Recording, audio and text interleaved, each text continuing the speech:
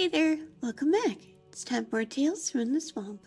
Today we're going to be reading a book called Herbane's Bestiary, Automatons.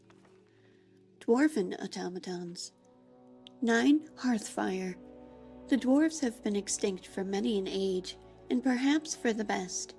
To see men and women the size of large children, all with beards, would be a most disturbing sight. Still, whatever wrath the dwarves brought from the gods that consumed an entire civilization surely must have been an awe-inspiring thing to witness. The remnants of their civilization lie buried in the hearts of mountains, and scholars and thieves the world over descend on the skeletal remains of dwarven cities like vultures, to scrape clean the bones of the past, old knowledge waiting to be exhumed, and treasures to be discovered.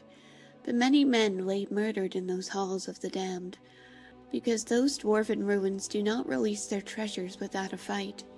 My kin would tell the stories long ago, when I was just a child, about how adept the dwarves were at building machines.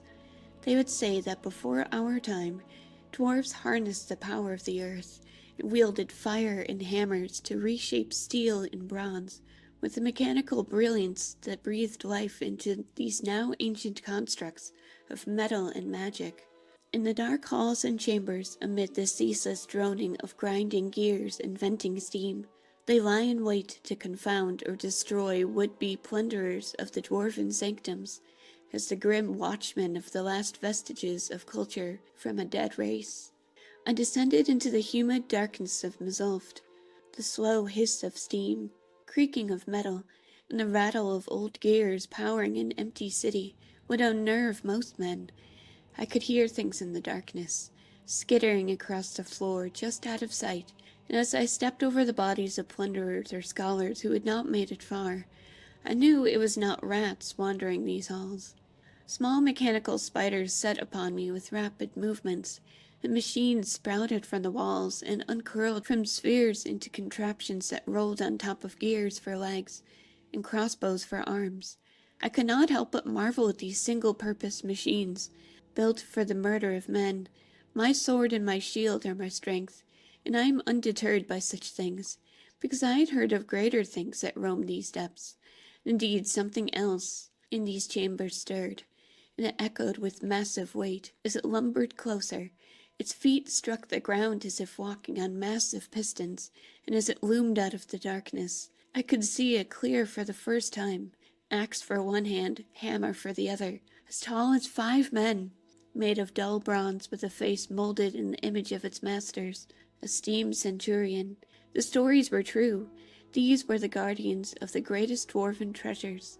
We fought, and the dwarves must truly be extinct, because our battle was surely booming enough to wake the dead.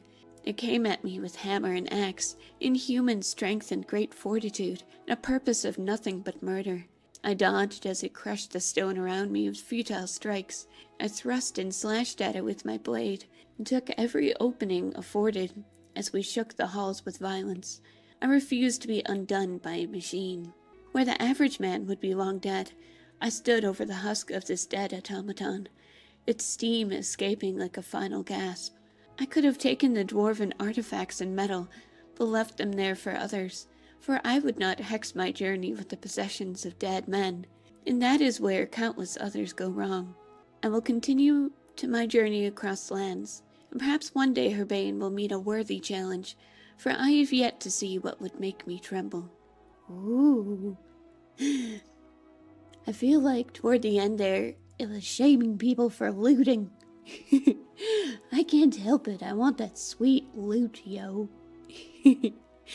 Anyway, thank you so much for joining me. I hope you have a very comfy night. Bye!